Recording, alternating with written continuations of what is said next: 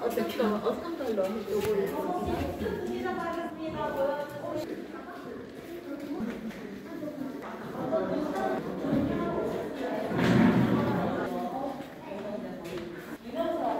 그러면 내 그림을 보아라.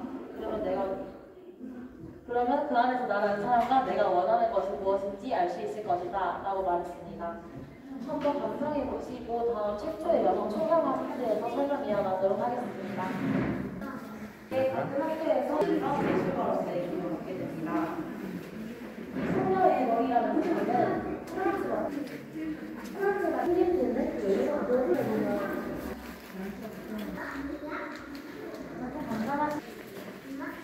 새로 설립한 미대 NS도 입학을 하게 된 팬미단들이 그 극장에 대한 설명 것을 물어보게 됩니다. 이쪽으로 그렸다 예정입니다. 실제 자신들의 작품으로 남겼으니까 되게 기숙사 예술성으로 많이 나오고 되게 유명해져서 이 작품은 1890년에 훈제상을 수여하기까지 했습니다.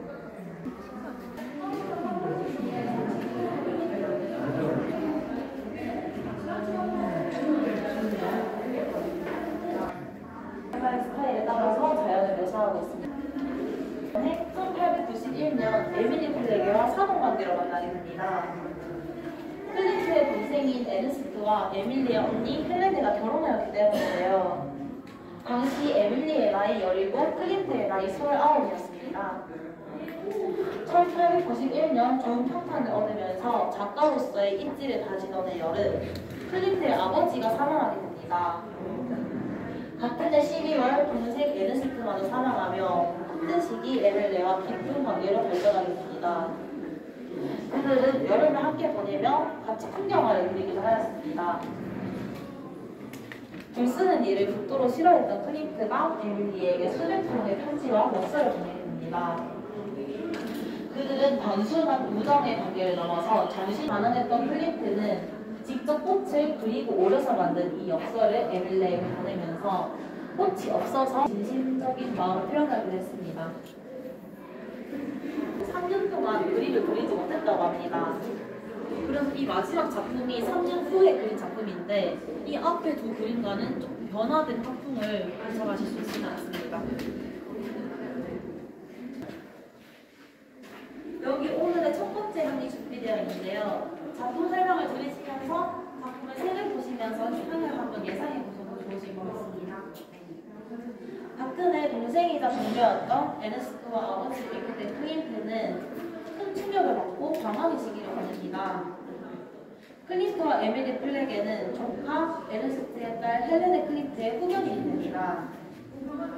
7살이 된 헬레네를 그리기 위해서 평소 화려한 색채와 황금빛의 찬란한 에로티시즘을 그려냈던 클린트는 자신의 작품에서 상징적인 것들을 강조하지 않습니다. 그렇기 때문에 이 작품을 보면 화풍을 제외하고는 클린트가 그렸다는 것을 상상하기 어렵게 느껴지기도 합니다.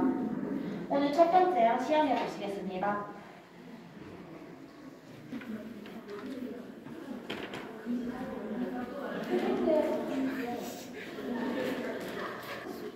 풍경화에 등장하는 자연은 주로 아테제 호수 주변 풍경이었는데요. 그의 연인인 에밀리 플레게와 거의 매일 여름 휴가를 같이 보낼 정도로 아테제 호수 주변 풍경을 사랑했습니다. 잔잔한 호수의 물결, 터널의 감정으로 아테제의 민트색으로 돋보게 쌓인 깊이감을 주는 여러 색상들로 고전주의적 화풍에서 인상주의적 화풍으로 전환을 한 것을 볼 수 있습니다. 이 시기의 그림들을 보면 마치 클로드 모네의 그림이 연상되기도 합니다.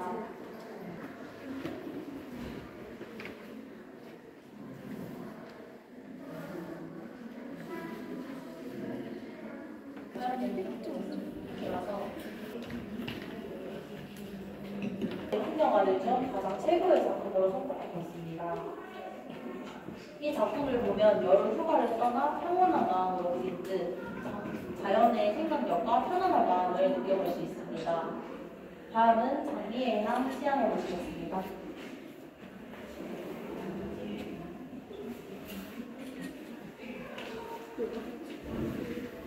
하는 작품입니다. 정신질환에 시달리던 누이와 어머니의 죽음으로 인해서 여성에 대한 진지한 고민이 담겨있는 작품입니다. 이 작품을 보시면 어두운 배경과 인물 자체에 밝은 색상으로 뚜렷한 대조를 이루는 것을 볼 수 있습니다.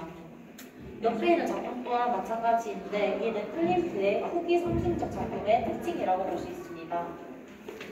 작품 감상하시고 다음 작품 설명 이어가도록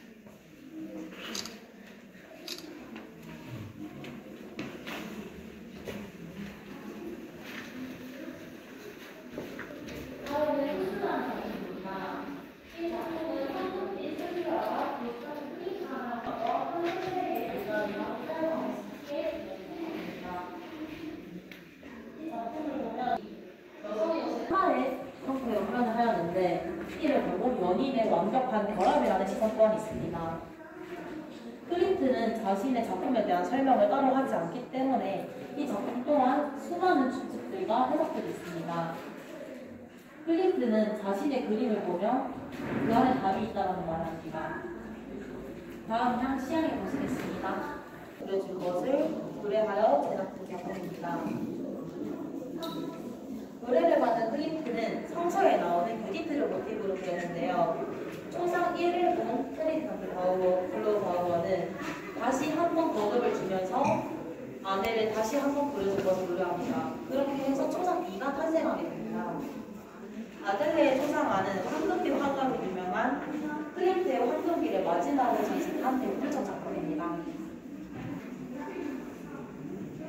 자신의 딸에게 크리스마스고 에로틱한 여성의 아름다움을 그려내는 클림트하고 아름다운 메다플리마 메시의 초상화를 완성시킬 수 있었다고 합니다.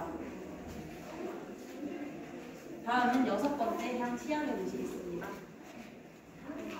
남동쪽의 해안 자연을 그리면서 까다로운 고객들의 요청과 일상생활의 스트레스로부터 벗어날 수 있었던 작품이라고 합니다. 이 전의 그림들을 보면 메다플리마 메시와 아들레의 초상화처럼 고객들의 깜깜한 요청들이 너무 많아서 스트레스를 너무 많이 받았었는데 이런 자연 풍경을 그리면서 그런 스트레스로부터 벗어나서 편안한 마음으로 그릴 수 있었다고 합니다. 다음은 정원 향기 시향해 보시겠습니다. 작품입니다. 이 작품은 클림트가 갑작스럽게 세상을 떠나기 전 마지막으로 그렸던 작품들 중 하나이며 클림트의 작품들 중 성경의 내용을 담고 있는 유일한 작품이기도 합니다. 성경 속 인간의 타락에 관한 구절이 아닌 생명의 어머니인 이브의 영원한 화신에 관심을 두고 작업을 하였습니다. 이브가 돋보이게 미완성임에도 불구하고 순수와 쾌패 그리고 관능과 고독의 긴장감을 탁월하게 담아낸 작품으로 평가받고 있습니다. 작품 감상하시고 다음 작품 설명 이어가도록 하겠습니다.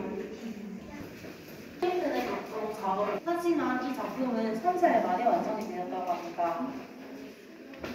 세워지지 않은 캠퍼스 처리와 미완성적인 요소들이 많지만 그럼에도 불구하고 클림트는 이 작품을 완성작이라고 말합니다. 눈을 감고 잠들어 있는 모습이 아닌 파란빛의 화려하고 생기 있는 사랑스러운 존재로 아기를 그린 것을 볼 수 있습니다. 마지막 8번째 향 시향해 보시겠습니다. 입니다. 벨기에 사업가인 아놀트 스토플레가 아르누보 건축 양식의 자재, 필드 장식을 클림트에게 의뢰하여 제작된 작품입니다. 1대1로 9개의 작품을 완성하였고 흙에 기다린 풍경나무, 층만 이 3가지로 나뉩니다. 댄서라고 불리는 기대, 현대 모형을 주역한 것부터 성취, 연인의 모습은 에밀리 플레게와 클림트로 추정이 됩니다. 또한 생명나무는 추상적인 형태로 있는데 이는 클림트의 평소 회화에서는 볼 수 없는 특이한 작품입니다. 후원자의 풍부한 재정 덕분에 값비싼 재료들을 사용해서 장식화를 완성할 수 있었습니다. 기념비적인 규모로 만든 몇 안 되는 작품으로 클림트 최고의 대작으로 선포받고 있습니다. 작품 감상하시고 다음 작품 설명 이어가도록 하겠습니다.